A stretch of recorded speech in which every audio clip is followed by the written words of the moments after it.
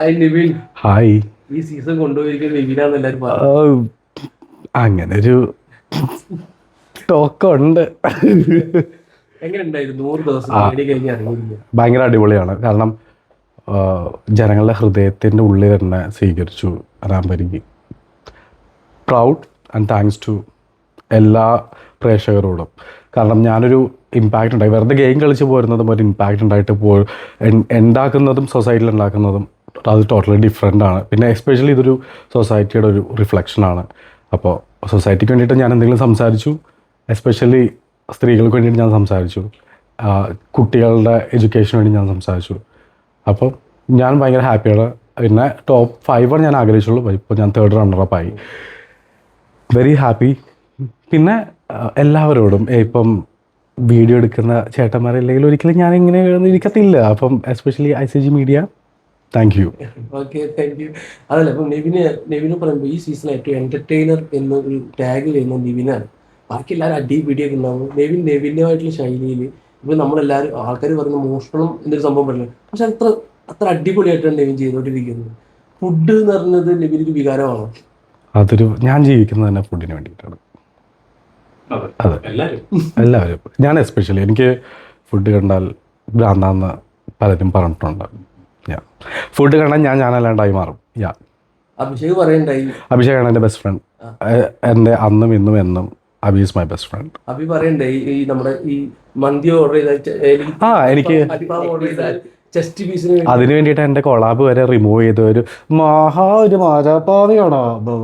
പക്ഷെ അങ്ങനെയൊന്നും ഇല്ല, പാവാട്ടോ. 2 മണിക്കൂർ കഴിയുമ്പോൾ വീണ്ടും ആ കൊളാബ് അക്സെപ്റ്റ് ചെയ്യും. ബ്ലോക്കും മാറ്റും, അൺബ്ലോക്കും ചെയ്യും.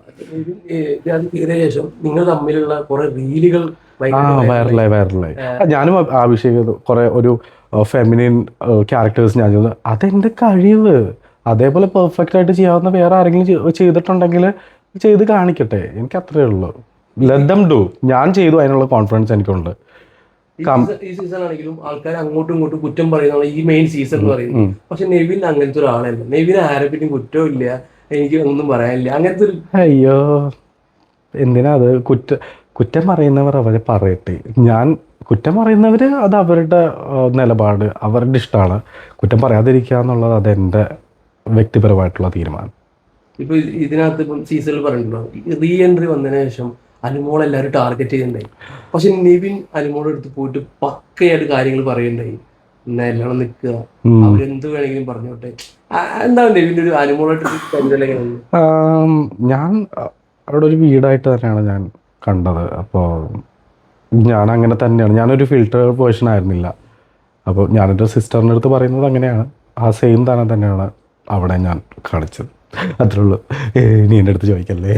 ഇനി എനിക്ക് ഇപ്പോൾ ഉള്ള വിവാദങ്ങളൊക്കെ എന്ന് പറയുന്നത് PR ആണ്. കാരണം എന്ന് വെച്ച് കഴിഞ്ഞാൽ ബാക്കി എല്ലാ കണ്ടസ്റ്റൻസുകളും PR ഉണ്ട്. പക്ഷെ ഇവിടെ ബിഗ് ബോസിൽ PR ഇല്ലാതെ ജനങ്ങളുടെ കണ്ടന്റ് ഇഷ്ടപ്പെട്ട് ഈ ഒരു ടോപ്പ് 5 എത്തിയിരിക്കുന്നത് നിവിനാണ്.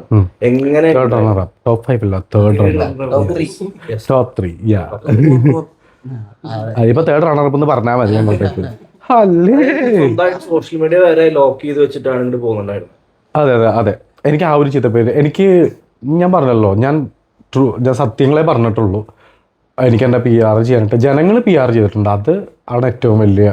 PR തെറ്റാതെ ഞാൻ ഒരിക്കലും പറയുന്നില്ല.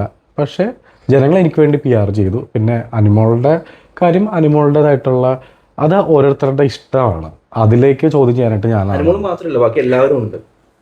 ഞാൻ ഈ പറയുന്ന സിറ്റുവേഷനിൽ ഇപ്പോ എന്തെങ്കിലും സപ്പോർട്ട് ചെയ്യാൻ ഒരാൾ ഉണ്ടാവുമെന്ന് വിചാരിച്ചിട്ടുണ്ടായിരുന്നോ? അതോ നിവിന്റെ കണ്ടന്റ്? ഇല്ല.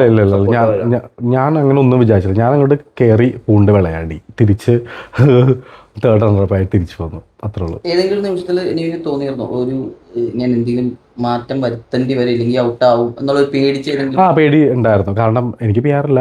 പിന്നെ പുറത്തുള്ള കാര്യങ്ങൾ എനിക്ക് അറിയാൻ പാടില്ലായിരുന്നു. ആ ഒരു പേടി പലപ്പോഴും നാഗവല്ലിനെ പോലെ അങ്ങോട്ടും ഇങ്ങോട്ടും തിന്ന് ഞാൻ നടക്കുന്നുണ്ടായിരുന്നു.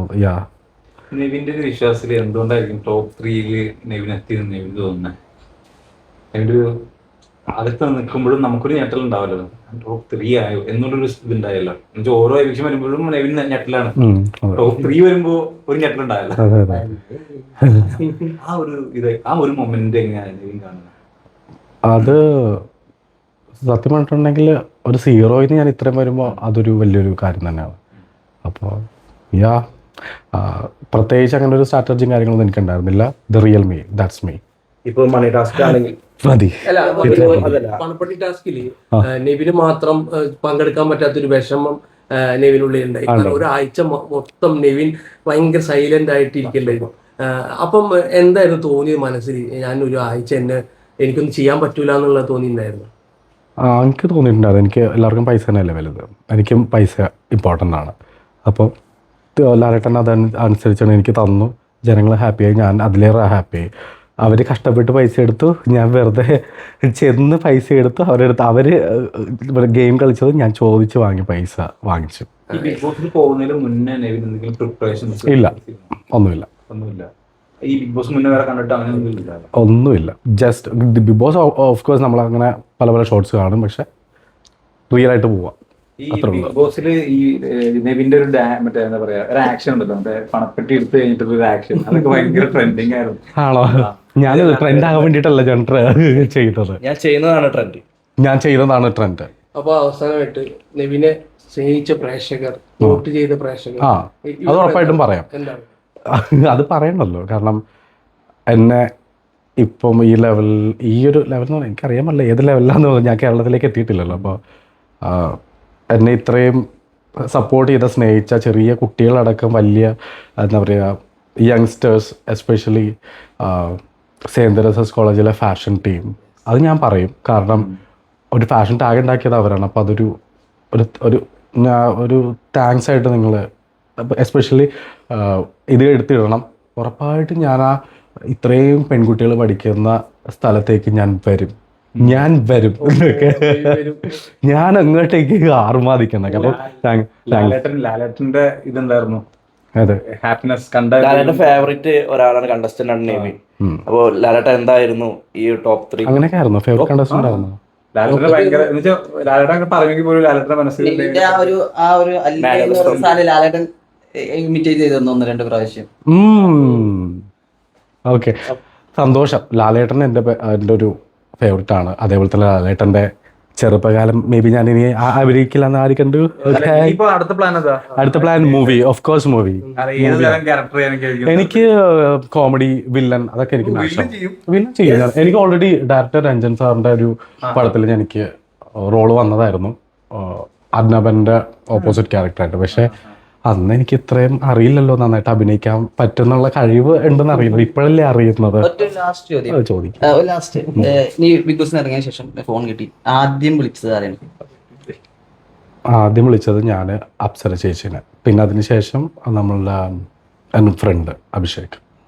ഇവർ രണ്ടുപേരാണ് ആദ്യം വിളിച്ചത്. അതെ. ഓക്കെ. ഓക്കെ.